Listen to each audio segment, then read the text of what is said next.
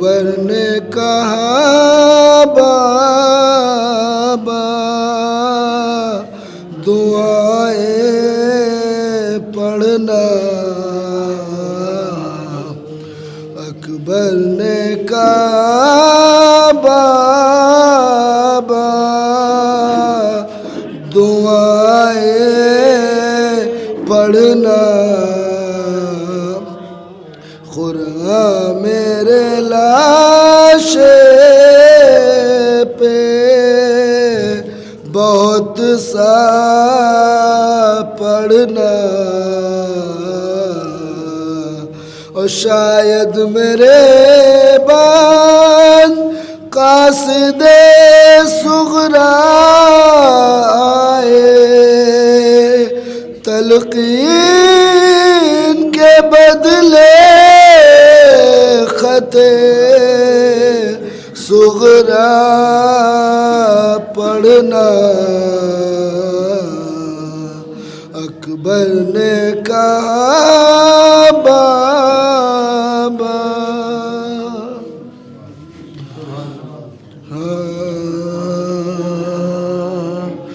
حسین جب کہ چلے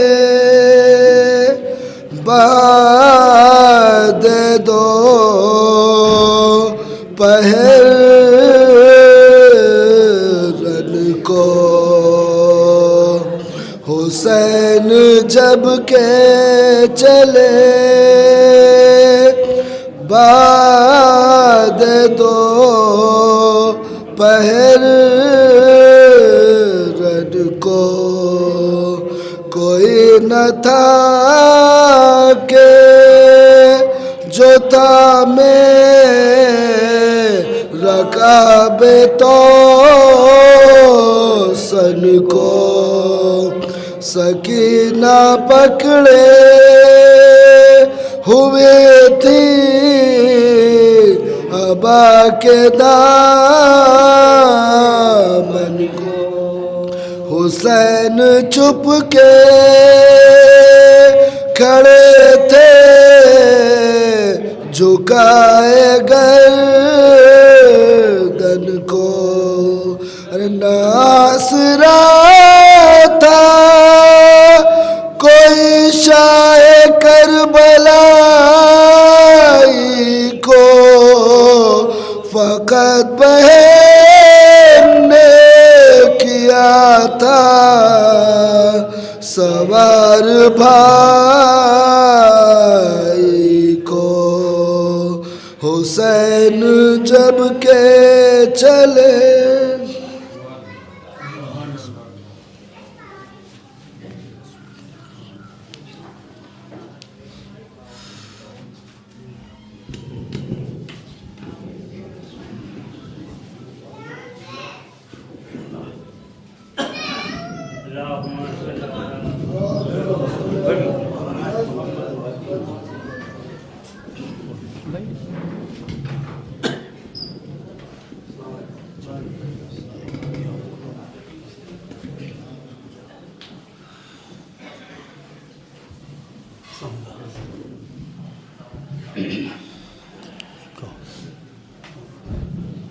یہ کیا ہے؟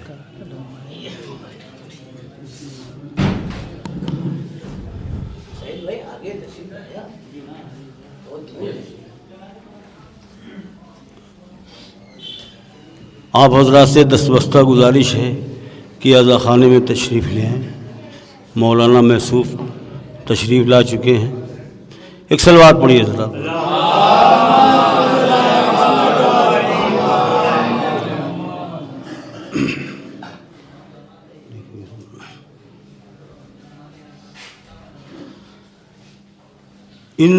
انسان کی حیات ابھی ہے، ابھی نہیں، انسان کی حیات ابھی ہے، ابھی نہیں، ہستی ہوئی یہ ذات ذات ابھی ہے ابھی نہیں،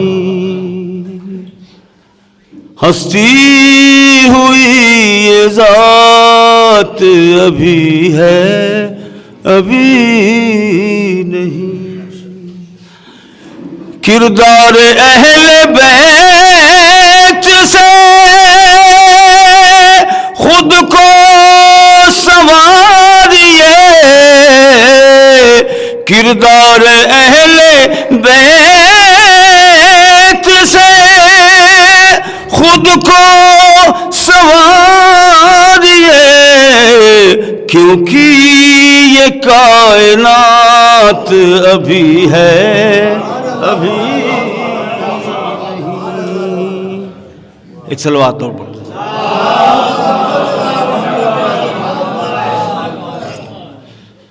چار مصرے اور حاضر کرتا ہوں۔ مرحوم بہت ہی خوش کردار تھے، وہ سماعت کر لیں۔ عاشق سید ابرار تھے اوصاف اختر، عاشق سید ابرار تھے اوصاف اختر، پیروی میل سمے تمار تھے اوصاف اختر، موت شبیر سے ملنے کا بہانہ ٹھہری، صرف کہنے کو ہی بیمار تھے اوصاف اختر۔ ایک صلوات اور پڑھ دیں حضرات۔ فرشی عذاب پہ آپ مومنین تشریف رکھتے ہیں۔ آنسو کے حوالے ایک مطلع 2-3 شعر، اس کے بعد سماعت کریں صحیح بندی کی۔ بہتے ہیں غم شہم عزادار کے آنسو، سماعت کریں۔ بہتے ہیں غم شہم عزادار کے آنسو، گرتے نہیں معیار سے معیار کے آنسو، سماعت کریں۔ اے حر تیرے عشیقوں نے بتایا ہے جہاں کو، بنتے ہیں گوہر کیسے گنہگار کے آنسو۔ تھوڑا سا توجہ کریں۔ بہتے ہیں غم شہم عزادار کے آنسو، گرتے نہیں معیار سے معیار کے آنسو، شہزادیے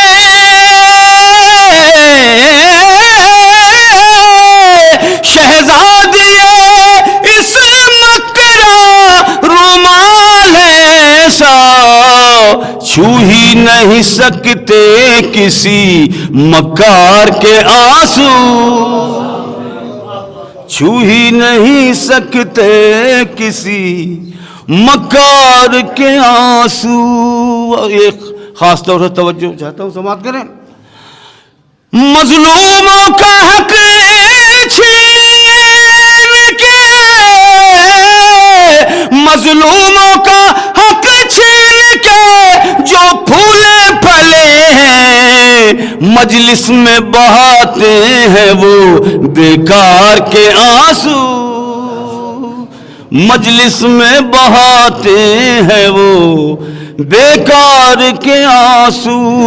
اب خشک نہ ہوں گے کبھی بہتے ہوئے دریا، ہیں اس میں ملے غازی کے رہوار کے آنسو۔ عباس کو مل جاتی جو لڑنے کی اجازت، تب دیکھتے تم لشکر کفار کے آنسو. ایک کرب و بلا بنتی ہے قرطاس پہ ساون. ایک کرب و بلا بنتی ہے قرطاس پہ ساون. جب فکر میں ڈھل جاتے ہیں فنکار کے آنسو. نعرے صلوات.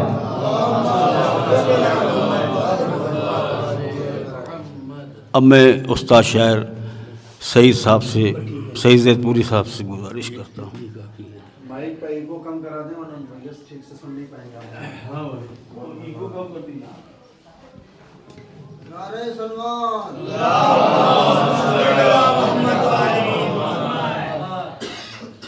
معال مجلس، سب سے پہلے تو گزارش ہے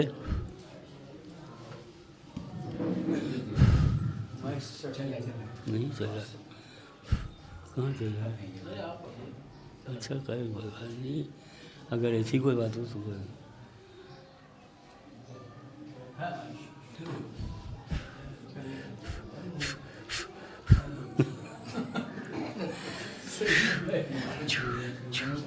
اور آگے کسا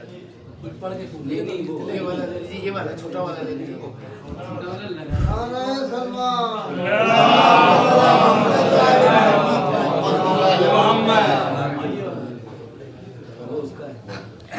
آپ حضرات پہلے ایک بار سورہ حمد، 3 بار سورہ توحید کی تلاوت فرما کر کے مرحوم اوصاف اختر ابن منظور الحسن مرحوم کی روح کو اِشارہ فرمائے.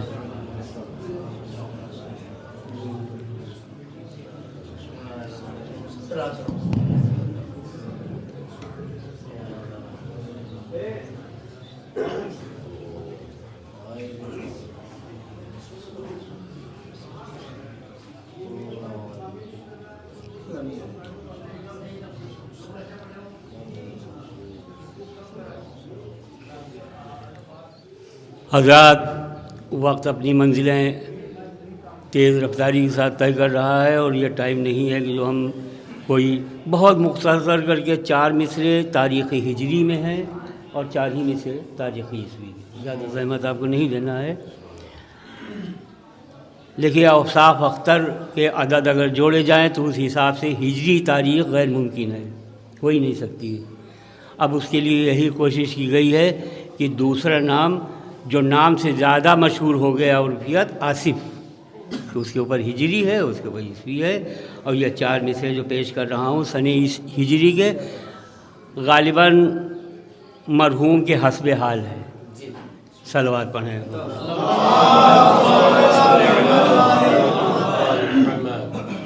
کہ لب پہ نوحہ اور میلوں کا سفر پیدل کریں. لب پہ نوحہ اور میلوں کا سفر پیدل کریں. ملتا تھا اس سے سکون ان کو بہت اور دل کو چین. بھائی وقت آخر جب سنی آواز مولا کی سعید. وقت آخر جب سنی آواز مولا کی سعید. نوحہ پڑھتے چل دیے آصف میاں قرب حسین. یہ تاریخ ہجری ہے کہ وقت آخر جب سنی آواز مولا کی سعید. نوحہ پڑھتے چل دیے آصف میاں قرب حسین. صلوات.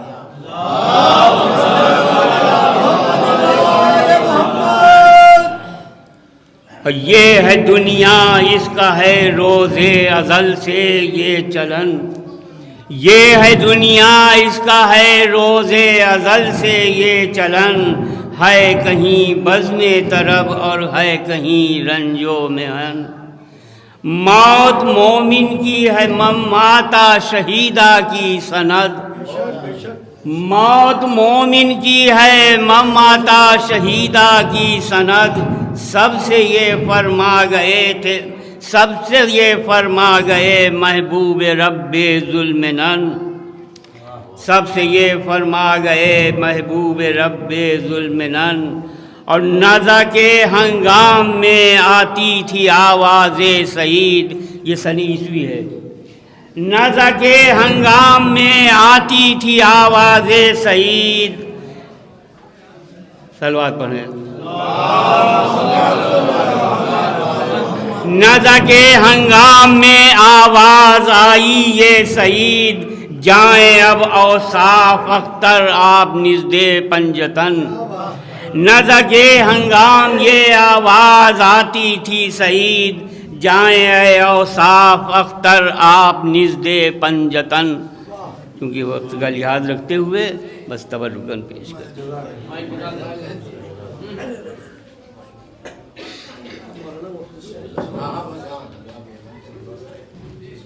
بسم اللہ، نعرہ صلوات۔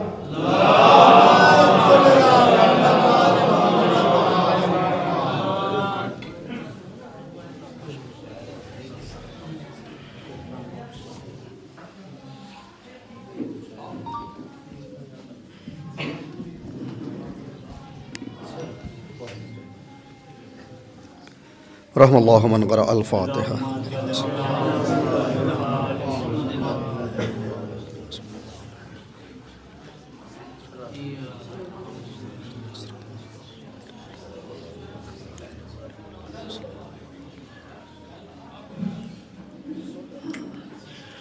حضرات گزارش ہے کہ ایک مرتبہ سورہ حمد اور 3 مرتبہ سورہ اخلاص کی تلاوت فرما کر مرحوم سید اوصاف اختر آصف صاحب ابن سید مناظر الحسن صاحب کی روح کو اصال فرمائیں۔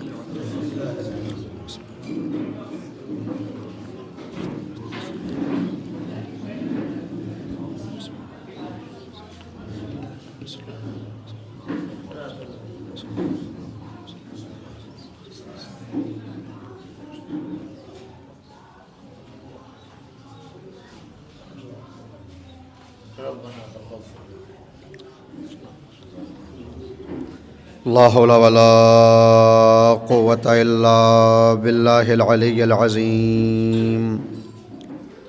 أعوذ بالله من الشيطان اللعين الرجيم، بسم الله الرحمن الرحيم، الحمد لله رب العالمين، الصلاة والسلام على سيد الأنبياء والمرسلين، طه و یاسین، سیدنا ابی القاسم محمد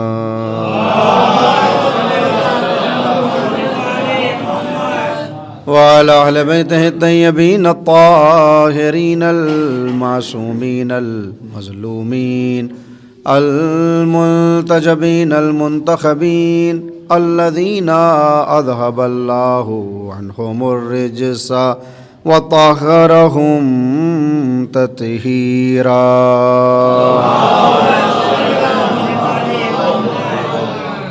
ولعنة الله على أعدائهم من الآن إلى قيام يوم الدين، أما بعد فقد قال الله سبحانه تبارك وتعالى في محكم كتابه الحكيم وهو أصدق الصادقين وقوله الحق، بسم الله الرحمن الرحيم، كل نفس ذائقة الموت ثم إلينا ترجعون، والذين آمنوا وعملوا الصالحات لنبوئنهم من الجنة غرفا تجري من تحتها الأنهار خالدين فيها، نعم أجر العاملين، والذين صبروا وعلى ربهم يتوكلون۔ صلوات۔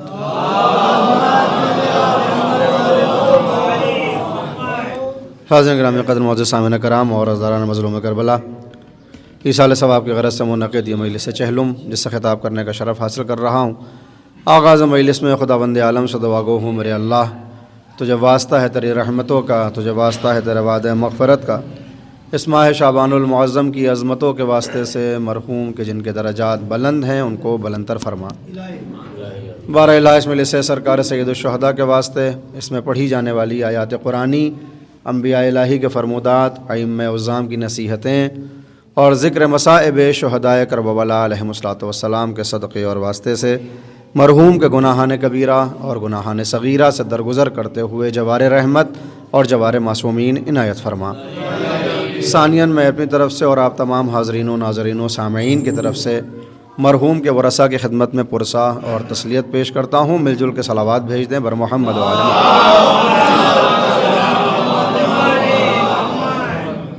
قرآن کریم سے وہ کلمات کہ جن کے ایک جز کی تلاوت آپ حضرات سنتے رہتے ہیں، ترجمے سے آپ واقف ہیں۔ قرآن کریم میں 3 مرتبہ یہ کلمات تکرار ہوتے ہیں، کل نفس ذائقۃ الموت، ہر نفس کو موت کا ذائقہ چکھنا ہے۔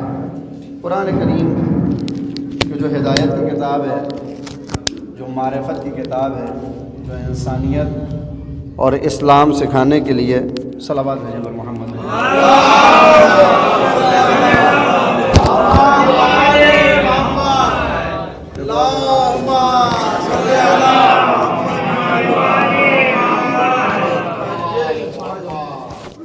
تقریباً 6500 سے زیادہ آیات اس قرآن میں موجود ہیں، جو ہر کسی نہ کسی زاویے سے کوئی نہ کوئی پیغام ضرور دے جاتے ہیں۔ ان 6500 آیتوں میں اگر آپ غور کریں گے تو کچھ ایسے پیغام ہیں کہ جن پیغامات کو پروردگار نے تکرار کرتے ہوئے دہرایا ہے، کبھی 2 مرتبہ اور کبھی 3 مرتبہ۔ وہ پیغامات میں جو تکرار ہوئے ان میں ایک پورا سورہ ہے جس کا نام ہے سورہ حمد، اور اس سورہ کا ایک نام ہے سبع مثانی۔ سب عربی میں کہتے ہیں 7 کو، اور مثانی کہتے ہیں دہرائے جانے والے کو۔ قرآن کریم میں ہر سورہ کے کئی نام بعض سوروں کے نظر آتے ہیں۔ سورہ حمد کے جو کئی نام ہیں ان میں ایک نام ہے سبع مثانی۔ کیوں ہے یہ سبع مثانی؟ اس لیے کہ یہ وہ سورہ ہے کہ جس میں 7 آیتیں ہیں جنہیں پروردگار نے 2 مرتبہ نازل کیا، ایک بار مکے میں اور ایک بار مدینے میں۔ جو قرآن کریم کا سورہ ہے جو تکراری ہے۔ اس کے علاوہ ایک آیت جو ہم سورہ رحمان میں سنتے ہیں فَبِأَيِّ آلَاءِ رَبِّكُمَا تُكَذِّبَانِ، اس کی تکرار پورے سورے میں ہر ایک آیت کے بعد آپ دیکھنے کو ملتی ہے۔ آپ پڑھتے ہیں کہ جہاں تقریباً 79 مرتبہ جھنجھوڑتا ہے پروردگار ہمیں کہ تم کس کس نعمت کا کفر کرو گے اور کس کس نعمت کو ٹھکراؤ گے۔ حالانکہ ہمارے معاشرے میں جو تکرار کا فلسفہ ہے، قرآن کا فلسفہ اس سے تھوڑا سا علیحدہ نظر آتا ہے۔ ہمارے معاشرے میں تکرار کا فلسفہ کیا ہے؟ میں نے کل بھی عرض کیا تھا کسی جگہ، صرف اشارتاً بیان کروں اور اپنے مقصد تک آ جاؤں۔ ہمارے معاشرے میں تکرار کا قانون یہ ہے کہ جب بات بہت اہم ہو اور سننے والا توجہ نہ دے تو پھر تکرار کی جاتی ہے۔ مثال کے طور پر ایک شاعر آتا ہے اس منبر کے اوپر، اپنے اشعار سناتا ہے، کبھی مرثیے کی صورت میں، کبھی کسی منقبت کی صورت میں، اور اس کو لگتا ہے کہ ایک بات اہم تھی جس کی طرف توجہ نہیں دی گئی، تو پھر وہ خود سے چھیڑتا ہوا کہتا ہے کہ میں نے کچھ کہا ہے، میں پھر سے پڑھ رہا ہوں، آپ غور کریں۔ کبھی اس کے برخلاف ہوتا ہے کہ شاعر پڑھ کے چلا جاتا ہے، سننے والا یہ محسوس کرتا ہے کہ پیغام بڑا اہم تھا، اس کو پھر سے تکرار ہونی چاہیے، لہذا نیچے سے آوازیں آتی ہیں مقرر ارشاد، آپ پھر سے پڑھیں، اس کو دوبارہ پڑھیں۔ تو ہمارے معاشرے میں تکرار تاکید کے لیے ہے کہ جب سامنے والا متوجہ نہ ہو اور اس کو توجہ دلوانی ہو۔ قرآن کریم بھی ایک سورہ کی تکرار کر رہا ہے، سورہ حمد کی، یہ بالکل وہی فلسفہ ہے جو ہمارے معاشرے میں ہے، اس لیے کہ یہ قرآن کا اتنا اہم سورہ ہے، اتنا اہم سورہ ہے کہ پورا قرآن ایک طرف ہو جائے اور یہ اکیلا سورہ ایک طرف ہو تو برابر ہو جاتے ہیں۔ ابو مولا کائنات کی مشہور حدیث آپ سنتے ہیں کہ جو کچھ پورے قرآن میں ہے وہ سارا کا سارا نچوڑ کر سورہ حمد میں لا کر رکھ دیا گیا ہے۔ قرآن میں عقائد ہیں، سورہ حمد میں عقیدہ مل جائے گا، اعمال ہیں، عمل ہے، اخلاق و کردار، ہدایت، گمراہی، ہر شے کا تذکرہ اس سورہ کے اندر۔ یہ گویا قرآن کریم کا ایک تعارف نامہ ہے، یہ ایک معرفی ہے، یہ ایک انفو ہے قرآن کو لے کر کہ جو جاننا چاہتا ہے قرآن میں کیا ہے وہ سورہ حمد کو پڑھ لے۔ تو اس لیے صاحب اس کی تکرار ہوئی۔ مکے میں تھے جب احکامات نہیں وارد ہوئے تھے شریعت کے اس طرح سے جیسے مدینے میں وارد ہوئے، تب بھی پیغمبر سے کہا گیا کہ اس سورہ کی قرأت کیا کریے، اس کو پڑھتے رہا کریے۔ دوسری جو آیت ہے فَبِأَيِّ آلَاءِ رَبِّكُمَا تُكَذِّبَانِ، جس کی تکرار ہوتی ہے، یہ بھی بالکل موضوع ہے اس لیے کہ عام طور پر انسانی مزاج یہی ہوتا ہے کہ جو اس کے پاس نعمت ہوتی ہے اس کو کوئی اعتنا اور پرواہ نہیں ہوتی، اس کی کوئی اہمیت نہیں ہوتی، جو اس تک نہیں پہنچتا ہے اس کے بارے میں فکر مند رہتا ہے۔ لہذا پروردگار نے سورہ رحمان میں بار بار یاد دلایا ہے کہ میں نے تمہیں جو نعمت دی ہے کیا تم اس کا انکار کرو گے؟ یہ عطا کیا، اس کا انکار کرو گے؟ یہ دیا، اس کا انکار کرو گے؟ تو اس آیت کی تکرار آپ کو ملتی ہے سورہ رحمان میں۔ مگر جب بات آتی ہے اس ایک فقرے کی، کل نفس ذائقۃ الموت، قرآن کریم میں 3 مرتبہ آپ کو یہ جملہ نظر آئے گا، الگ الگ سوروں میں، الگ الگ آیتوں میں، جہاں پروردگار موت کی حقیقت کو ہمارے سامنے رکھتے ہوئے کہتا ہے کہ ہر نفس کو موت کا ذائقہ چکھنا ہے۔ کبھی پسمن بدل جاتا ہے، کبھی پیشمن بدل جاتا ہے، کبھی بعد والا پیغام اور ہوتا ہے، کبھی پہلے والا۔ یہ جملہ اپنی جگہ 3 جگہ محفوظ ہے۔ اے میرے پروردگار، یہ تو کوئی ایسا جملہ نہیں تھا، کوئی ایسی بات تو نہیں ہے جس کی طرف توجہ نہ ہو۔ ہر انسان جانتا ہے کہ صاحب موت کا ذائقہ چکھنا ہے۔ آج تک کسی نے انکار نہیں کیا کہ موت کا کوئی انکار کر سکے، بلکہ وہ فرعون وقت جو کسی شے کو قبول نہیں کرتا تھا وہ بھی موت کا انکار نہیں کر رہا تھا، اپنی زندگی میں اپنے غلاموں سے کہہ رہا تھا میرے لیے مقبرہ بنا دو، میرے لیے قبر بنا دو۔ اور یہ جو آج آپ مصر کے پرامڈ دیکھتے ہیں، یہ ان فرعونہ کے اپنی زندگی میں بنائے ہوئے مقبرے ہیں جو اپنے ہاتھوں سے وہ آمادہ کر کے چلے گئے۔ تو موت کا انکار تو فرعون بھی نہیں کر رہا تھا، پھر پروردگار اس کی تاکید کیوں کر رہا ہے؟ ایک مرتبہ یہ آ جاتا کل نفس ذائقۃ الموت، بات تمام ہو جاتی۔ 3 مرتبہ کہہ رہا ہے، نہیں کل نفس ذائقۃ الموت۔ جواب آئے گا کہ بات اگر یہیں پر روک دیتا کہ کل نفس ذائقۃ الموت تو اعتراض بجا تھا کہ یہ تو وہ حقیقت ہے جس کا کوئی انکار نہیں کر سکتا۔ اصل معاملہ ہے اس کے بعد کہ جب ہم یہ بیان کریں گے کہ ثم الینا ترجعون، جب موت کا ذائقہ چکھایا جائے تو تم ختم نہیں ہوگے، پھر تمہیں اپنے پروردگار کی بارگاہ میں پلٹنا ہوگا۔ یعنی اس موت کے بعد تمہیں پلٹنا ہوگا اس اللہ کے پاس، اس پروردگار کے پاس کہ جس نے تمہیں اس دنیا میں بھیجا ہے، اور تم اس وقت اللہ کے سامنے حاضر نہیں ہوگے، پلٹائے جاؤ گے۔ دیکھیں، حاضر ہونا جانا اور ہے، پلٹایا جانا اور ہے۔ اس کی ساتھی سے مثال دوں تاکہ بات واضح ہو جائے۔ رات کے 2 بجے دروازے کو کسی نے کھٹکھٹایا، گھنٹی بجائی، میں دروازے پر آیا تو میرا ایک بہت قریبی دوست جس سے صبح شام کی ملاقات ہے، میں نے دیکھا کہ وہ دروازے پر کھڑا ہوا ہے۔ میں نے کہا صاحب 2 بجے رات میں آنے کا کیا مقصد ہے؟ اس وقت کیوں آئے؟ ابھی مغرب اور عشاء میں ملاقات ہوئی تھی 4 گھنٹے پہلے، تو یہ اب اس وقت تمہارے آنے کا مطلب کیا ہے اور مقصد کیا ہے؟ تو اس نے کہا کہ مولانا اس معاملہ یہ ہے کہ کل صبح آپ سے ملاقات نہیں ہو پاتی اور میری ٹرین ہے صبح 4 بجے 2 گھنٹے کے بعد، اور میں ممبئی پلٹ رہا ہوں، لہٰذا کل آپ سے ملاقات ممکن نہیں تھی، سوچا خدا حافظ کر دوں۔ میں نے کہا تمہارا دماغ خراب ہے، تم ممبئی کیسے پلٹ سکتے ہو؟ تم رہنے والے لکھنؤ کے ہو، تمہارے باپ دادا لکھنؤ میں مر گئے، ان کے پورے کاروبار یہی تھے، بمبئی آج تک تم گئے نہیں، تمہاری کوئی رشتہ داری نہیں، کوئی قرابت نہیں، تو تم ممبئی کیسے پلٹ سکتے ہو؟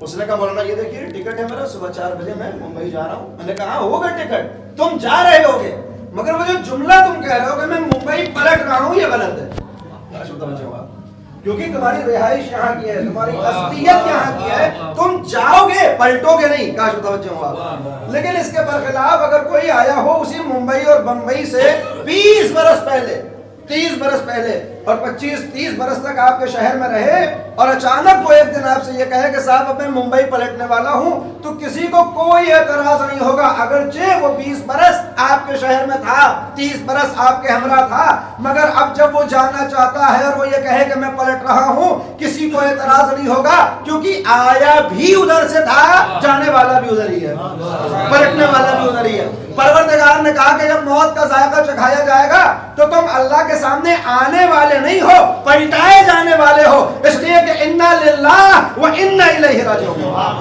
تم تھے ہماری طرف سے، تم تھے ہمارے لیے، تمہیں لوٹنا ہے ہماری طرف۔ ہاں اب یہ تمہارا اختیار ہے کہ جب تم پلٹو گے تو تمہاری کیفیت کیا ہوگی۔ ایک کیفیت یہ ہے کہ والذین آمنوا وعملوا الصالحات، اگر ایمان کے ساتھ آؤ گے، اگر عمل صالح کے ساتھ آؤ گے، لنبوئنہم من الجنت غرفا، تو آج یہ تمہارے انعام کا دن ہوگا، تمہارا ایک محل ہوگا جنت میں، تمہارے نام کر دیا جائے گا، تجری من تحتہا الانہار۔ کیا ہوگا جب ایمان اور عمل صالح کے ساتھ جائیں گے؟ قسم ایک مکان، بہترین محل جنت کا تمہارے حوالے ہوگا۔ جب آپ دنیا میں بھی کوئی مکان خریدتے ہیں نا، پہلے سے ایک مکان ہوا آپ کے پاس، آپ دوسرا مکان خریدیں گے، کسی کو بتائیں گے صاحب میں نے مکان لیا ہے، تو وہ پہلا سوال کرے گا کہ صاحب لیا تو ہے، اس کی خاصیت کیا ہے؟ مکان تو آپ کے پاس پہلے سے لیا، اس کی کیا خاصیت ہے جو خرید لیا؟ تو پروردگار خاصیت بیان کر رہا ہے، تجری من تحتها الانہار، اس مکان کی خاصیت یہ ہوگی کہ جب بالائے خانہ سے دیکھو گے تو تمہیں نیچے نہریں جاری ہوتی ہوئی دکھائی دیں گی، اور ان نہروں کو دیکھ کر تم محسوس ہو جاؤ گے، یہ دل فریب منظر ہوگا، اس کے لیے تم کو ہم نے بلا لیا۔ اور اب کیا ہوگا؟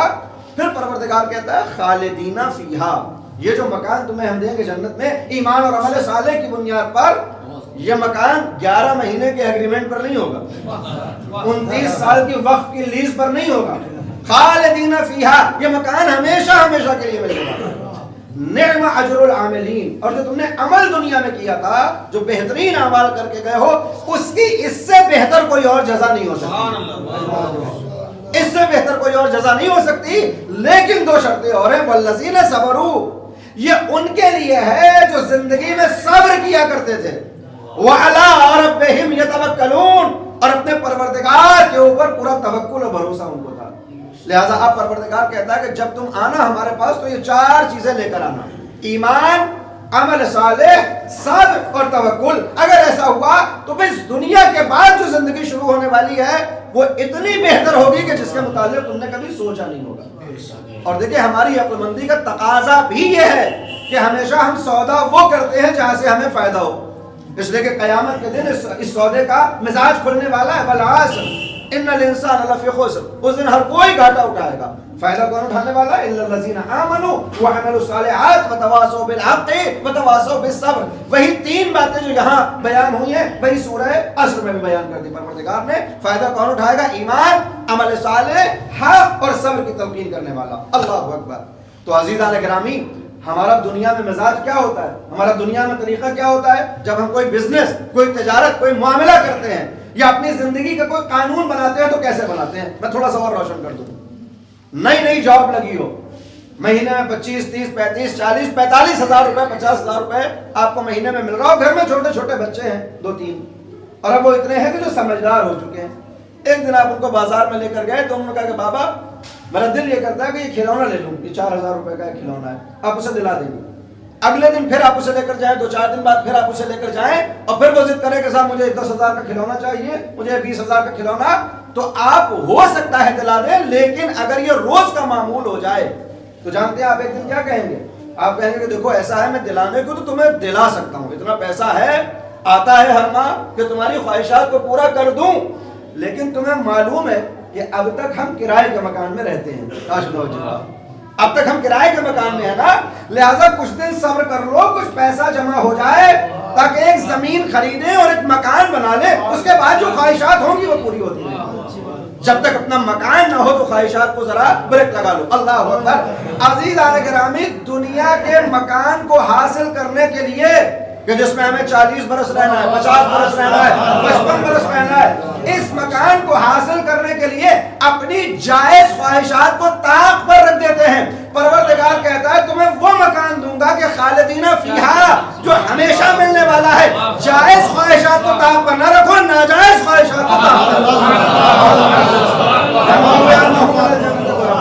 اگر ایسا کرو گے تو جب تم آؤ گے پلٹ کر تو ایک مکان تمہارے حوالے کر دیا جائے گا، تجری من تحتہا الانہار خالدین فیہا۔ جب اس طرح کی باتیں ہم لوگ کرتے ہیں تو بہت سے افراد جو اپنے کو روشن فکر سمجھتے ہیں وہ کہتے ہیں صاحب مولویوں کو اس کے علاوہ آتے ہی کیا ہے؟ قبر، برزخ، سوال، عذاب، اس کے علاوہ اور ان کے پاس کس نے دیکھی ہے جنت؟ کس نے دیکھا ہے برزخ؟ کون جانتا ہے سوال کرنے والا آئے گا؟ کہاں جنت کا کون سا محل کسے ملے جا رہا ہے؟ یہ سب باتیں خام خیالی ہیں۔ یہی سوال لے کر آیا مولا امام جعفر صادق علیہ السلام،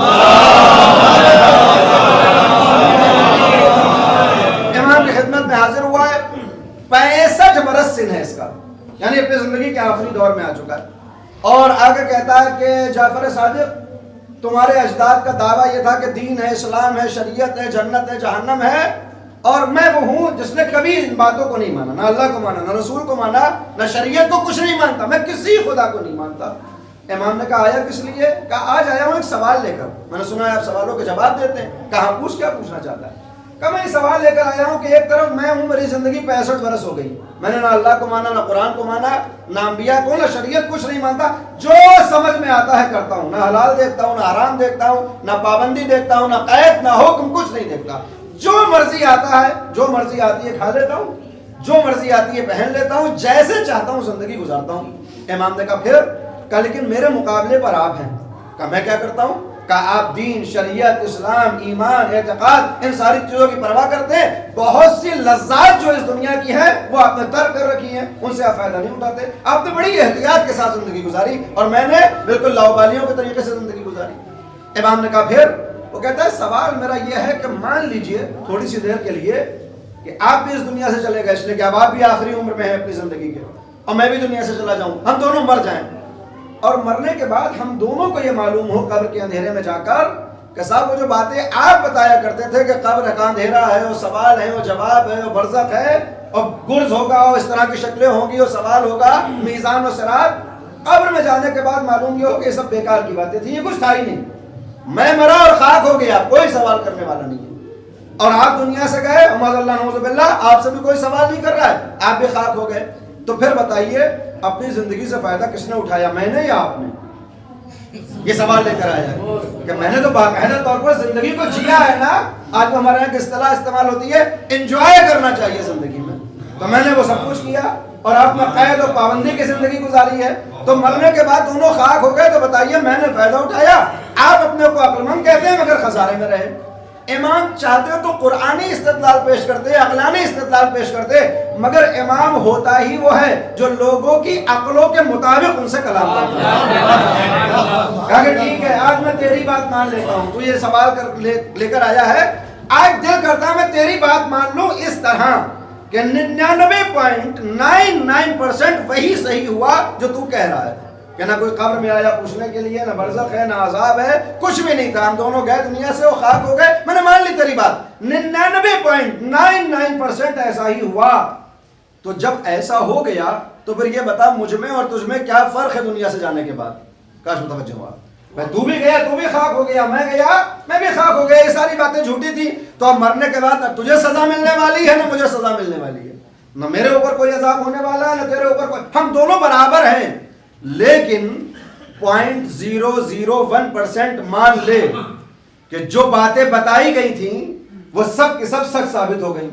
ادھر قبر میں گئے اور دو کرام الکاتبین یا منکر و نکیر آ گئے، وہ اعمال نامہ لے کر سوال کرنے کے لیے. 99% تیری بات کو مان لیا، لیکن 1% چانس تو دے کہ اگر یہ ساری باتیں سچ ہو گئیں کہ قبر کے سوالات بھی ہو گئے، برزخ کا سفر بھی ہو گیا، میزان پہ اعمال نامہ بھی رکھ دیا، صراط کا پل بھی آ گیا اور جہنم کی سختیاں، تو پھر بتا کہ تیرا کیا ہوگا اور میرا کیا ہوگا؟ پھر بتا کہ تیرا کیا ہوگا؟ جیسے ہی امام کے ان الفاظ کو سنتا ہے کہتا ہے مولا آج سے پہلے اس طرح سے تو مجھ سے کسی نے استدلال ہی نہ کیا، اپنے دست مبارک کو آگے بڑھائیے، میں زندگی کے آخری موقع پر ایمان لاؤں کہ شاید مجھے فائدہ ہو جائے.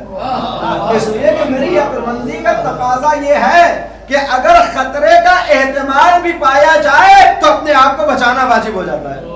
مثال میں آپ کے سامنے پیش کروں، میں یہاں مجلس پڑھ رہا ہوں، یہاں سے لکھنؤ جانے کے دو راستے ہیں، ایک راستے سے میں آیا تو شاید کسی کو نہیں معلوم تھا، اور دوسرا راستہ وہ ہے جو بڑا مشہور ہے. لیکن معلوم یہ ہو کہ ابھی مجلس کے درمیان میں کوئی ایک شخص داخل ہو مجلس میں اور کہے مولانا آپ جس راستے سے آئے تھے اسی راستے سے جائیے گا، اس لیے کہ یہ جو راستہ ہے تو بڑا صاف، مگر راستے میں گولیاں چل رہی ہیں، پولیس گولی مار رہی ہے، اور اگر آپ گئے تو خدا نخواستہ نقصان اٹھا جائیں گے. اب ایک آ کر کہے گا میں اس کی بات نہیں مانوں گا، مگر مجلس کے درمیان میں دوسرا آ جائے، 3 آئے، 4 آئے، 5 آئے، 10 12 افراد یہی خبر لے کر آئے کہ صاحب اس والے راستے سے جائیے گا، ادھر سے نہ جائیے گا، گولیاں چل رہی ہیں. عزیزان گرامی میں نے دیکھا نہیں ہے کہ گولیاں چل رہی ہیں، میں نے دیکھا نہیں ہے کہ وہاں کوئی شوٹنگ ہو رہی ہے، لیکن یہ 12-15 لوگ جو آ کر بتا رہے ہیں چلیے یہ نہیں سچ کہہ رہے ہیں، مگر جب میرے پاس آپشن موجود ہیں کہ میں اپنے گھر پہنچ سکتا ہوں اس راستے کو چھوڑ کر دوسرے راستے کو اختیار کر کے، تو پھر میری عقل مندی کا تقاضا ہے کہ میں دیکھوں یا نہ دیکھوں اس راستے کو ترک کروں جہاں پر خطرہ ہونے والا ہے، جہاں پر خطرہ ہونے والا ہے. لہذا عزیزان گرامی یہ حقیقت ہے کہ موت کا فرمان لے کر اسرائیل آنے والے ہیں. مجھے اپنی قبر تک جانا ہے، میرے وجود سے لے کر میری قبر کے درمیان ایک فاصلہ ہے، 2 راستے ہیں، جانا سب کو ہے. ایک راستہ وہ ہے کہ جس کی طرف جانے سے منع کیا 12 لوگوں نے نہیں، 15 لوگوں نہیں، 1,24,000 آتے رہے منع کرتے رہے اس راستے سے نہ جانا. تمہارے پاس دوسرا راستہ موجود ہے جو اطاعت کا راستہ ہے، جو عبادت کا راستہ ہے، جو اللہ کی پیروی کا راستہ ہے، اس راستے پر جاؤ. اگر معصیت کے راستے پر جاؤ گے، شیطان کی کارندگی کے راستے پر جاؤ گے تو عذاب ہوگا. اگر میرے پاس پاس عقل پائی جاتی ہے تو خطرے کا احتمال بھی اگر پایا جائے تو دوسرا راستہ استعمال کروں گا. پروردگار نے کہا کہ اگر اس راستے کو استعمال کر کے آؤ گے کہ جس میں ایمان پایا جائے, جس میں عمل صالح ہو, جس میں توکل ہو, جس میں صبر ہو, تو پھر جب پلٹو گے تو انعام لے کر آؤ گے. اور جب تم پلٹو گے تب تمہیں انعام ملے, ایسا بھی نہیں ہے, بلکہ تمہارے پلٹنے سے پہلے تمہیں انعام کی, اللہ اکبر, دستاویز تمہارے ہاتھوں میں آ جائے گی. کیا ہوگا؟ کہا اگر تم نے وہی زندگی گزاری ایمان اور عمل صالح والی, تو اب جب اس زندگی اور اس دنیا سے تمہارا انقطاع ہوگا, یعنی جب کنیکشن ٹوٹے گا اور دوسری دنیا میں تم جانے والے ہوگے, تو الذین تتوفاہم الملائکۃ طیبین یقولون سلام علیکم ادخلوا الجنہ بما کنتم تعملون. کاش متوجہ ہو آپ, پیغمبر اسلام ارشاد فرماتے ہیں کہ یاد رکھنا کہ تم جس رنگ پر زندگی گزارو گے, جو رنگ ہوگا تمہاری زندگی میں, اسی رنگ پر تمہیں موت آ جائے گی, اور جس رنگ پر تمہیں موت آئے گی اسی رنگ پر قیامت کے دن تمہیں اٹھایا جائے گا. یہ پیغمبر اسلام کا کھلا ہوا فرمان ہے. تمہیں پورا اختیار ہے, جس رنگ میں زندگی گزارو گے اسی زندگی پہ موت آنے والی ہے, اور جس رنگ پہ موت آئے گی قیامت میں اسی رنگ میں تمہیں اٹھایا جائے گا. کاش متوجہ ہو آپ عزیزان گرامی, کون سے ہیں وہ رنگ کہ جن پہ ہمیں اپنی زندگی گزارنا ہے. ایک وہ رنگ ہے کہ جس میں رنگین ہونے کے بعد پروردگار کہتا ہے کہ یہ تمہاری حیات الدنیا بن جاتی ہے, یہ دنیا والی زندگی بن جاتی ہے. اور دوسرا وہ رنگ ہے جہاں مائک کی ضرورت تھی وہاں خراب ہے, جہاں ضرورت نہیں تھی وہاں باقاعدہ چلتا ہے. صلوات اچھا آپ بھی بیچ بیچ میں ادھر ہی کان لگائے ہوئے ہیں, کم سے کم آواز کرا رہی ہے. صلوات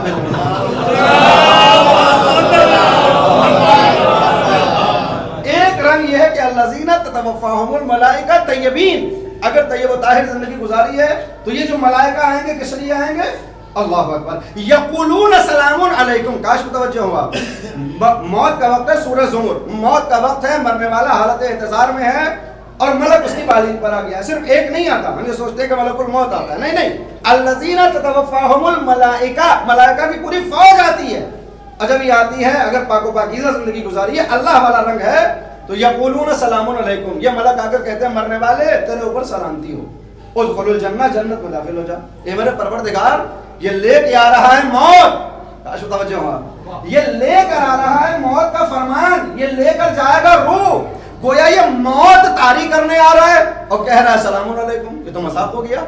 سلام تو سلامتی کی دعا ہے, پیغمبر فرما کے کہتے ایک مومن دوسرے مومن کو دیکھے تو کہے سلام علیکم, یعنی تم سلامت رہو, اور پھر وہ جواب دے دے علیکم السلام, تم بھی سلامت ہو جاؤ. تو سلام تو سلامتی کی دعا ہے, اور یہ تو موت لے کر آ رہا ہے. یہ سلامتی اور موت دونوں جمع کیسے ہو سکتے ہیں؟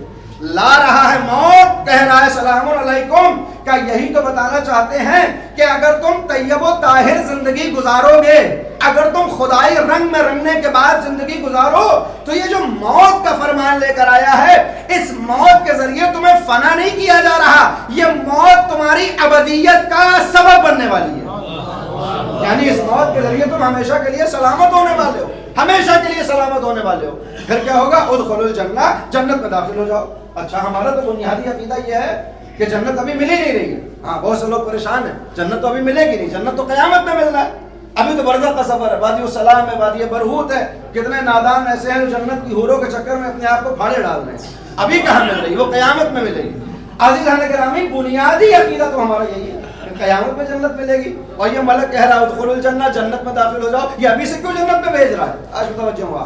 اس کا جواب ملتا ہے جب ہم قرآن کی تفسیر پڑھتے ہیں. علماء تشریف فرمائے, ابھی پچھلے 35-40 برس میں علماء تشیع نے, مفسرین نے ایک بہترین کام کیا جو اس تاریخ میں پہلے نہیں کیا گیا تھا. ان 50 برس میں بہترین کام یہ ہوا, پہلے تفسیریں لکھی جاتی تھی, تفسیر لکھنے والا قرآن کے بائے بسم اللہ سے شروع کرتا تھا, والناس کے سین تک وہ پورے ایک ایک آیت کی تفسیر کر جاتا تھا. اسے تفسیر ترتیبی کہتے تھے کہ صاحب سیریل وائز ترتیب سے یہ تفسیر کر رہا ہے. پھر مفسرین نے ہمارے ایک کام یہ کیا کہ جب وہ تفسیر کر لیتے ہیں تو پھر ایک نئی تفسیر پیش کرتے ہیں جس کا نام ہوتا ہے تفسیر موضوعی, یعنی ٹاپک وائز تفسیر. کام کیا ہوتا ہے اس میں کہ صاحب قرآن میں جتنے بھی ٹاپک ہیں, جس کے بارے میں آیت آئی ہے, جہاں کہیں بھی پورے قرآن میں وہ ٹاپک بناتے ہیں ہیڈنگ, اور اس سے متعلق جس سورہ میں جہاں جو آیت ہے اس کو اسی جگہ لا کر جمع کر دیتے ہیں. تو کتنا بہترین انتظام کر کے گئے. جس ٹاپک پر آپ کو قرآن کریم کی آیات ایک جگہ جاننا ہو, آپ اس ٹاپک میں جائیے, تفسیر موضوعی میں ساری آیات آپ کے سامنے ہوں گی. ہاں, یوں مجھے قرآن حفظ تھوڑی ہے, موت کی مجلس پڑھتا ہوں تو 12 آیتیں سنا دیتا ہوں, تو ایسا تو نہیں کہ پورا قرآن حفظ ہے. وہیں سے دیکھتا ہوں, کاپی پیسٹ کر دیتا ہوں. صلوات بھیجے پر محمد.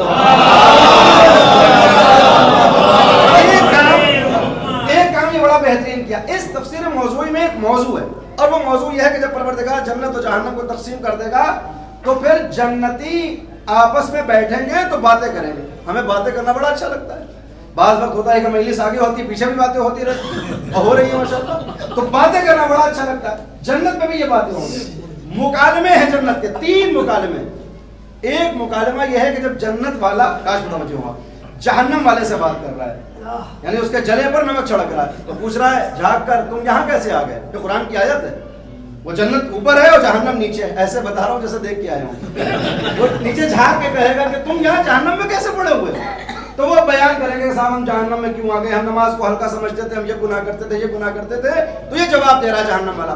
ایک مکالمہ تفسیر موضوعی میں یہ نظر آتا ہے کہ جہاں 2 جنتی آپس میں باتیں کر رہے ہیں, کتنا بہترین منظر ہوگا.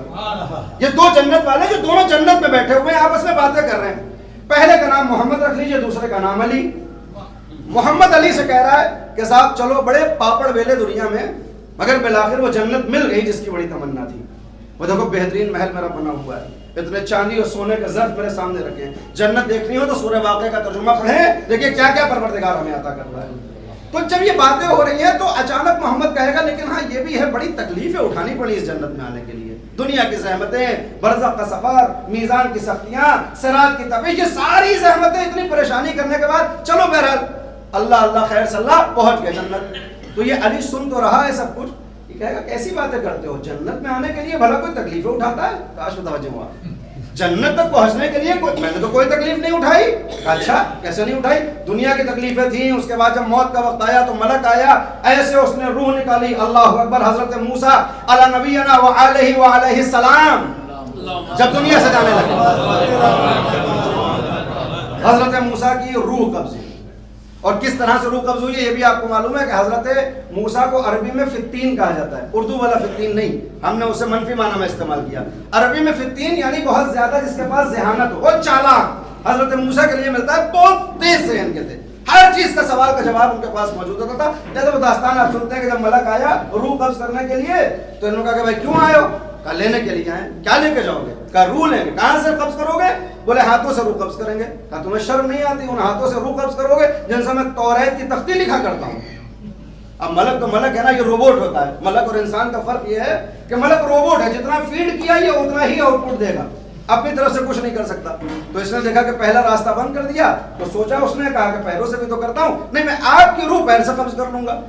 فوراً انہوں نے کہا کہ اچھا ان پیروں سے, کہ جن پیروں سے چل کے میں کوہ طور پڑ جاتا ہوں اللہ سے ملاقات کے لیے, ان پیروں پہ موت طاری کرو گے. تو کہا کہ پھر اچھا زبان سے موت طاری کروں گا, زبان سے روح قبض کر لوں گا. کہا اس زبان سے جس سے میں اللہ سے کلام کرتا ہوں, میں کلیم خدا ہوں, اللہ سے کلام کرتا ہوں. اب وہ ملک ہے نا, وہ کیا جواب دیتا, واپس گیا. بارہ الہ وہ تو آنے کے لیے تیار ہی نہیں ہے, جو کہتا ہوں انکار کر دیتے ہیں, نہ ہاتھ سے جانے کے لیے تیار ہے, نہ پیر سے جانے کے لیے, نہ زبان. کیا کروں, کہا کوئی بات نہیں ہے, یہ جنتی ایک پھل لے کر جاؤ. اب موسیٰ سے کہنا کہ ذرا اس کو سونگو, جہاں سے قبض ہونی ہے قبض ہو جائے گی. اس کو چھونگو, یہ ترنج ہے, اس کو استشمام کرو, وہ اللہ کے ہاتھ میں ہے کہ روح کیسے قبض ہوگی. کیا ہوا, جنت کا میوہ آیا ہے حضرت موسیٰ کے لیے. اللہ اکبر, کتنا بڑا درجہ ہے حضرت موسیٰ کا. جنت کا میوہ آیا, جیسے ہی اس ترنج کو استشمام کرتے ہیں, گویا اس سنترے کو یا نیبو کو سونگتے ہیں, روح قفس منصری سے پرواز کر جاتی ہے. روح عروج کرتی ہے, پہنچتی ہے پہلے آسمان پر. والصافات صفا, ملائکہ صفے باندھ کر کھڑے ہوئے ہیں کہ اللہ کا کلیم ہماری بارگاہ میں آنے والا ہے, ہمارے دربار میں آنے والا ہے. ملائکہ سروں کو جھکا کر کھڑے ہوئے ہیں, السلام علیکہ یا کلیم اللہ, السلام علیکہ یا کلیم اللہ. سب کا جواب دے رہے ہیں. دوسرے آسمان پر پہنچے, تیسرے آسمان پر, چوتھے آسمان پر والصافات صفا, فرشتے لگے ہوئے ہیں, سلام کر رہے ہیں. اچانک ایک ملک نے منہ چھپا کے پوچھ لیا, جیسے ہوتا ہے نا کہ ظاہر بھی نہ ہو کہ ہم پوچھ رہے ہیں اور بات ہی پہنچ جائے. تو اس نے کہا کیف وجدت الموت یا موسیٰ, اے موسیٰ ذرا بتاؤ موت کیسی لگی. چھیڑ رہا ہے, موت سے پریشان تھے نا کہ کیسے روح قبض کرو گے. تو کہہ رہا کیف وجدت الموت, موت کیسی لگی. اللہ اکبر, یہاں تک تو تھا مزاح. جواب سنے اور اب اپنے کردار کے آئینے میں اپنے آپ کو تلاشوں کہ میں کون ہوں اور میں کہاں ہوں. کیف وجدت الموت, آپ نے موت کو کیسا پایا. جواب سنے, کہ حیا تسلخ فہیا حیا, اس بکری کی مانند یہ جو موت آئی ہے نا, تو مجھے ایسا لگا کہ جیسے ایک بکری ہو اور اس کی کھال کو اس کے بدن سے ادھیڑ لیا جائے اس عالم میں کہ جبکہ وہ زندہ ہو. زندہ بکری کی کھال کو اس کے بدن سے اکھیڑ دیا جائے, اتار دیا جائے. زندگی کے عالم میں جو تکلیف اس جانور کو ہونے والی ہے وہ تکلیف لے کر آیا ہوں جب میری روح قبض ہوئی ہے, جب میری روح قبض ہوئی ہے. یہ حضرت موسیٰ ہیں, کلیم خدا ہیں. موت کیسے آئی کہ ایک پھل استشمام کرتے ہیں, روح نکل جاتی ہے, تب یہ حال ہے.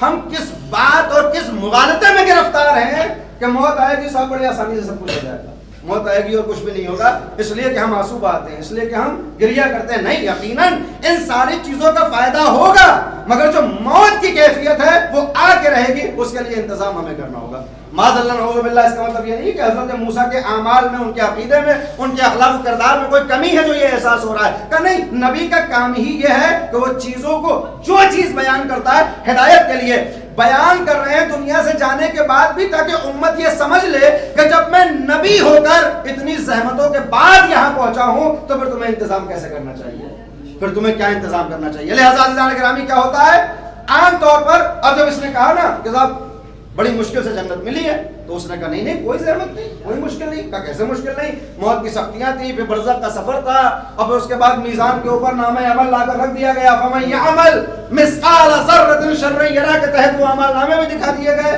واما من ثقلت موازینہ فهو فی عیشۃ راضیہ, جس کا سنگین تھا اس کا اوپر چلا گیا اور پھر وہ جنت کے اعلیٰ درجات پر پہنچا, تو بڑی تکلیفیں اٹھانا پڑی کل ملا کر. کتنا لمبا سفر ہے, برزخ کا سفر ہے, صراط ہے, میزان ہے, اور پھر جا کے جنت ہے. تو اس نے کہا محمد تم نے یہ سب دیکھا ہوگا, یہ برزخ کی سختیاں, میزان کی پریشانیاں, صراط کی تنگی, یہ سب تم نے دیکھی ہوگی, میں نے تو یہ کچھ نہیں دیکھا. کہ پھر تم جنت کیسے پہنچے؟ کہ پہنچنا کیا تھا, ادھر میری آنکھیں بند ہوئیں اور میں نے جو اگلا قدم رکھا تو میں جنت میں داخل ہو چکا تھا. کاش متوجہ ہوا. دیکھیے دو جنتی آپس میں باتیں کر رہے ہیں. وہ پہلا کہہ رہا ہے کہ جنت میں آیا ہوں اتنی زحمتوں کے بعد, اور یہ دوسرا کہہ رہا ہے میں نے کوئی زحمت نہیں اٹھائی, آنکھیں بند کی اور جنت میں آ گیا. کیا معاذ اللہ نعوذ باللہ یہ جھوٹ بول رہا ہے, یہ دوسرا ہے, نہیں بول سکتا جھوٹ, اس لیے کہ اگر یہ جھوٹا ہوگا تو جنت تک کیسے پہنچتا. جب دنیا میں جھوٹ نہیں بولا تو آخرت میں کیا بولے گا, جنت میں کیا بولے گا. پھر یہ ماجرا کیا ہے کہ ایک کو اتنی تکلیف ہے اور ایک کہہ رہا ہے کہ صاحب کچھ بھی نہیں دیکھا میں نے, ادھر آنکھیں بند ہوئی ادھر جنت میں آ گیا. جواب مجھے اس وقت ملا کہ جب میرے ایک دوست لکھنؤ سے دہلی گئے, اب بالکل پریشان نہ ہوں, میں 55 منٹ سے زیادہ مجلس نہیں پڑھتا ہوں.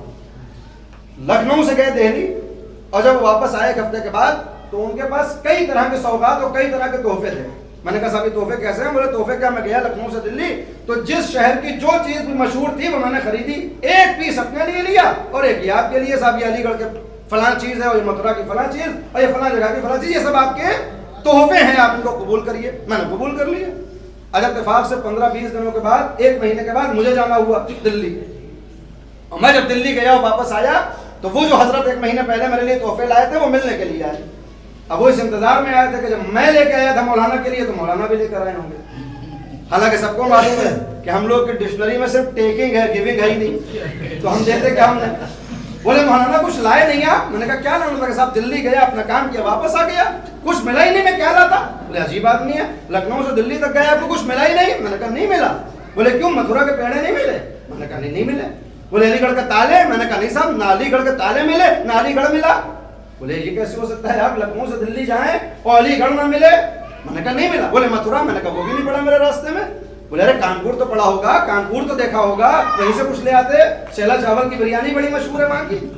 میں نے کہا نہیں صاحب وہ بھی نہیں لایا, وہ بھی نہیں لایا. میرے راستے میں کانپور بھی نہیں پڑا. آج متوجہ ہوگا, میرے راستے میں کانپور بھی نہیں پڑا. اس نے جھلا کے کہا یہ بتائیے گئے کیسے تھے؟ جانا کیا تھا, میں گیا موسی ایئرپورٹ پر, جہاز پہ بیٹھا,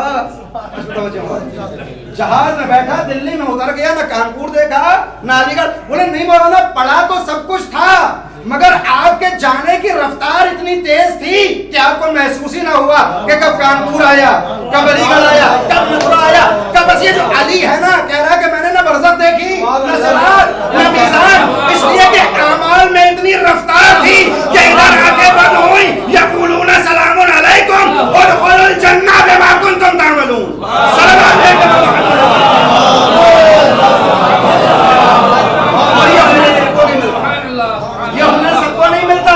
یہ ہنر انہیں ملتا ہے جن کے امام کو انتظار نہ کرایا جائے. یا ایتھا النفس المطمئنہ ارجعی الی ربک راضیۃ مرضیہ فادخلی فی عبادی وادخلی جنتی.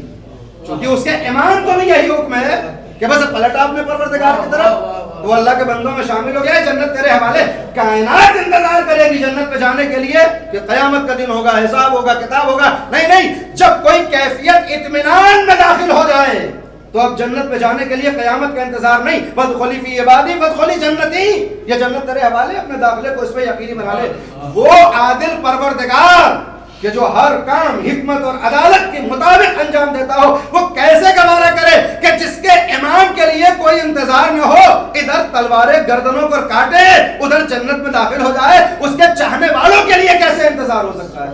کہ اگر کردار حسینی ہوگا، اگر عقائد حسینی ہوں گے، اگر اسی طرح سے چلتا چلا آ رہا ہے جیسے حسین آ رہے ہیں، تو جیسے حسین کو انتظار نہیں ہے ویسے اس کے چاہنے والوں کو بھی انتظار نہیں ہوگا. لیکن ہاں ان کے راستے پر چلنا ہوگا، ان کا شیعہ بن کے. جس مرحوم کے لیے یہ اصالہ ثواب کی مجلس رکھی گئی ہے، جو اس کی زندگی مجھ سے بہتر آپ جانتے ہیں، مجھے تو 1-2 دن میں جو معلوم ہوا، واقعی معنی میں حسین کا فدائی، حسین کا شہدائی، اور اگر حقیقی معنی میں کردار میں بھی حسینیت تھی تو پھر کوئی انتظار نہیں ہوگا. ادھر ملک الموت آیا ہوگا، ادخلوا الجنہ بما کنتم تعملون ہوا ہوگا. لیکن ہاں ہم کو وہ کرنا ہوگا جو کرنے کے لیے بھیجے گئے ہیں. کیا؟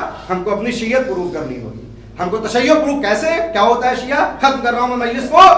مولا کائنات امیر المومنین علی بن ابی طالب، امام علی مقام مسجد کوفہ میں بیٹھے ہوئے ہیں. ایسی بارش ہو رہی تھی جیسے اس وقت ہو رہی ہے، اور یہاں بھی کچی روڈ بہت ہے.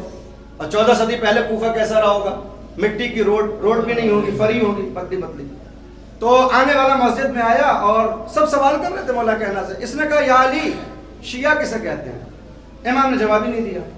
دوسرے سے پوچھا کوئی سوال تمہارا ہے؟ اس نے سوال کیا، اس کا جواب دے دیا. انہوں نے پھر پوچھا مولا شیعہ کسے کہتے ہیں؟ امام نے پھر جواب نہیں دیا.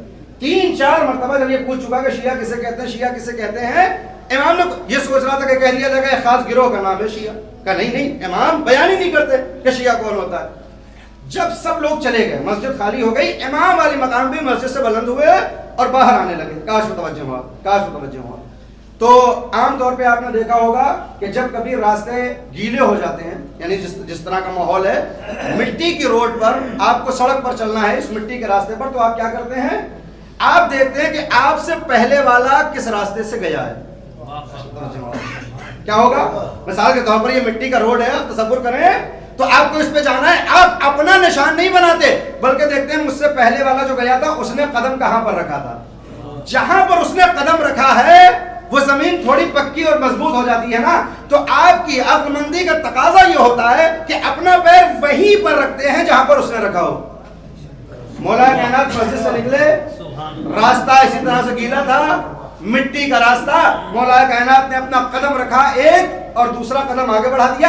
یہ جو پیچھے آ رہا تھا اس نے کہا مولا نے جواب تو دیا نہیں ہے مسجد میں، شاید باہر جواب مل جائے. لہذا امام نے جو قدم اپنا پہلا والا اٹھا کر دوسری جگہ رکھا تو اس نے اپنا پہلا قدم امام کے دوسرے قدم پر رکھ دیا. کاش متوجہ ہوا.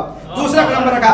امام پھر ایک قدم آگے بڑھے، اس نے پھر دیکھا کہ مولا کا قدم کہاں پر ہے، اسی قدم پر قدم رکھ دیا. مولا کائنات نے مڑ کر کہا اس کو شیعت کہتے ہیں. صلوات بھیجتے ہیں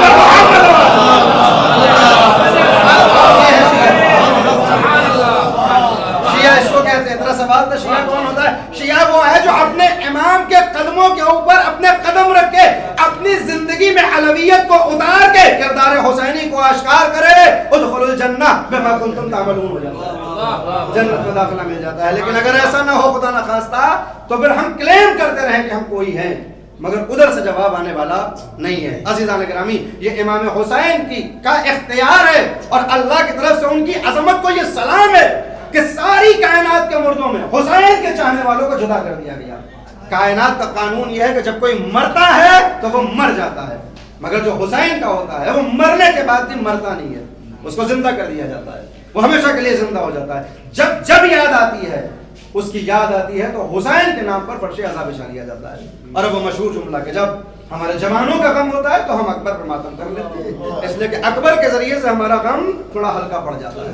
جب ہماری خواتین اس دنیا سے جاتی ہیں، ان کا غم طاری ہوتا ہے تو ہم فاطمہ الزہرا کی فرش عزا بچھا لیا کرتے ہیں. مگر اللہ جانے کسی امام کی فرش عزا ہو مگر جو فرش عزا ہے حسینی کا اثر ہے وہ کسی کا اثر نظر نہیں آتا، وہ کسی کا اثر نظر نہیں آتا. اس لیے اللہ اکبر کہ بیان ہوا آیت اللہ امینی یہ کہتے ہیں کہ یاد رکھو اگر کبھی تمہیں یہ موقع نہ ملے کہ تم کربلا میں حسین کے روضے کی زیارت کرو، راستے بند ہو، پیسہ نہ ہو، نہ جا سکو وہاں تک، تو تلاش کیا کرو کہ سرکار سید الشہداء کا فرش ازا کہاں بچھایا گیا. اس لیے کہ جتنی دیر فرش ازا بچھا رہتا ہے ایک حسین علیہ السلام کا، پروردگار اس فرش میں وہی اثر پیدا کر دیتا ہے جو کربلا میں گنبد کے نیچے پڑنے والی زمین کا اثر ہو. تلاش کرو کہ حسین کی فرش ازا کہاں بچھی ہے. کیوں؟ اس لیے کہ حسین اس مظلوم امام کا نام ہے کہ نہ جس کو اپنے چاہنے والوں پہ رونے کا موقع ملا، نہ جس کے چاہنے والے اس کے اوپر آنسو بہا سکے. اس لیے کہ جب 4 برس کی ایک بچی سکینہ، رقیہ، فاطمہ، سکینہ، کوئی بھی نام رکھ لیجئے، باپ کے کٹے ہوئے سر کو دیکھتی تھی تو ظالم منہ پر تماچے لگا کر کہتا تھا رونے کی اجازت نہیں ہے، رونے کی اجازت نہیں ہے. 11 محرم کو زین العابدین ہے اپنے باپ کے کچلے ہوئے جنازے کو دیکھ رہے ہیں. یہ صرف ایک رشتہ نہیں ہے، ارتباطی رشتہ نہیں ہے کہ یہ باپ اور بیٹا ہے، بلکہ ایک امام وقت ہے جو دوسرے امام کو دیکھ رہا ہے جس کے جنازے کو کچلا گیا ہے. نئی نالے لگا کر پیشن ساتھ نے حسین کے لاشے کو کچلا ہے. راوی کہتا ہے کہ جب یہ گھوڑے کی ٹاپیں حسین کے بدن اقدس پر پڑتی تھی تو پسلیوں کے ٹوٹنے کی آواز راوی کے کانوں میں پہنچتی. فاطمہ کے لال کی پسلیوں کو توڑا گیا میدان کربلا میں. 11 محرم کو ایک بیٹا ہے، دیکھ رہا ہے کہ بابا زمین میں پڑے مگر اتنا مجبور ہے کہ نہ کفن دے سکتا ہے. چہرے کا رنگ متغیر ہونے لگا، سنتے رہتے ہیں. ایک مرتبہ بوبی نے کہا میرے لال عالم فرقت میں سب چھوڑ کر چلے گئے، تم بھی چلے جاؤ گے. ارے میں کیا کروں، میرا بابا زمین کربلا پر میں جوان بیٹا موجود، بابا کو دفن بھی نہیں کر سکتا. پھوپھی نے دیکھا کہیں ایسا نہ ہو کہ روح قبض عنصری سے پرواز کر جائے، لہذا توجہ کو اپنی طرف جلب کرنے کے لیے بیوی نے اپنے آپ کو ناکے سے گرایا. عزیزو جب کوئی بلندی سے گرتا ہے نا تو سب سے پہلے اپنے ہاتھوں کا سہارا لیتا ہے. زمین پر میدان کربلا میں 2 شخصیتیں ہیں جو اونچائی سے نیچائی کی طرف بڑھتی. ایک عباس جب گھوڑے سے زمین پر آئے شان قلم ہو چکے تھے، اللہ جانے عباس کیسے آئے ہوں گے. آج 11 محرم کو زینب اپنے کو ناکے سے گرا رہی تھی، آج پسے گردن اور پسے پشت بندے تھے. اللہ جانے زینب کیسے زمین بہائی ہوگی. ہاں زین العابدین تو پھوپھی کی طرف متوجہ ہو گئے، لیکن جو زینب کو بھائی کا کچلا ہوا بدن نظر آیا تو ایک مرتبہ کہا میرے بھیا مجھے بچپن کا وہ زمانہ یاد آ گیا کہ ایک روز نماز صبح کے بعد صحن خانہ میں آرام کر رہی تھی، میری نیند لگ گئی. جب میں نے آنکھوں کو کھولا تو دیکھا سورج چڑھایا ہے، دھوپ پھیل چکی ہے، مگر تم اپنی ابا کے ذریعے میرے بدن پر سائبان تھے کہ یہ دھوپ مجھے پریشان نہ کرے. خود پسینے میں نہائے تھے مگر میرے اوپر سایہ کیے تھے. میں نے وعدہ کیا تھا میرے بھیا میں تیرے احسان کا بدلہ چکاؤں گی، مگر آج زینب اتنی مجبور ہے کہ صرف میرے نامی نہیں تو تیرے بدن پر ڈالے. جواب آیا زینب تیرا امتحان تو شروع ہو رہا ہے نا، حسین کا امتحان تمام. اب کربلا سے کوفہ سے شام کی منزلیں ہوں گی، پھر جب پلٹ کر آؤ گی 40 دن کے بعد، 1 برس کے بعد، 2 برس کے بعد، تو پھر بیان کرنا میرے بھیا حسین ایک امانت تم نے حوالے کی تھی، زندان شام میں چھوڑ کر آئی ہے. زینب کبھی دربار کوفہ میں، کبھی دربار یزید میں شرابیوں کے مجمع میں موجود تھی. حسین زینب کو معاف کرنا، تیری امانت کی حفاظت نہ ہو سکی. وسيعلم الذين ظلموا أي منقلب ينقلبون إنا لله وإنا إليه راجعون. رضا بقضائه وتسليما لأمره. صلی اللہ علیہ الباقین علی الحسین، صلی اللہ علیہ الباقین علی الحسین، صلی اللہ علیہ الباقین علی الحسین. مزید گزارش ہے کہ 1 مرتبہ سورہ حمد اور 3 مرتبہ سورہ اخلاص کی تلاوت فرما کر جن مرحوم کے لیے اپنی سزا منعقد کی گئی ہے کی روح اور مجلس میں شرکت کرنے والے افراد کے تمام مرحومین کی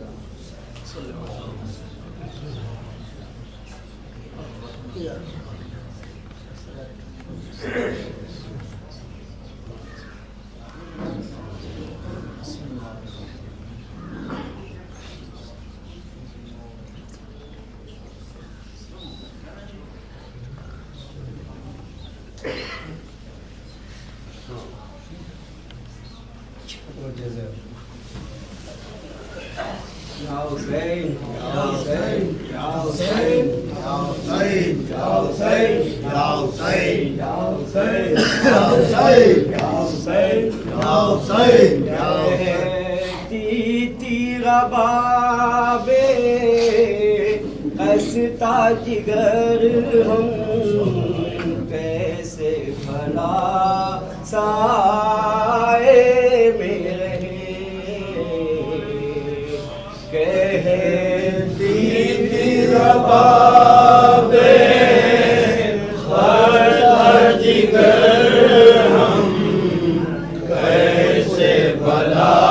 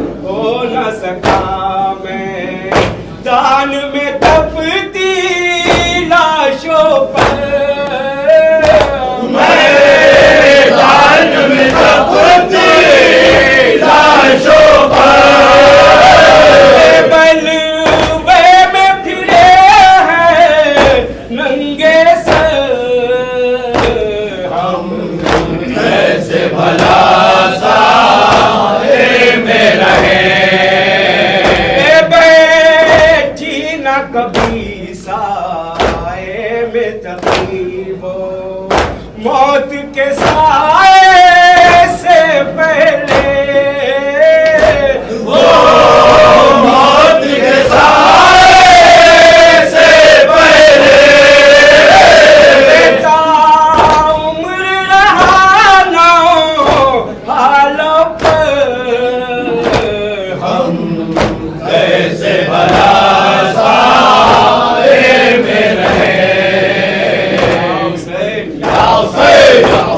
Now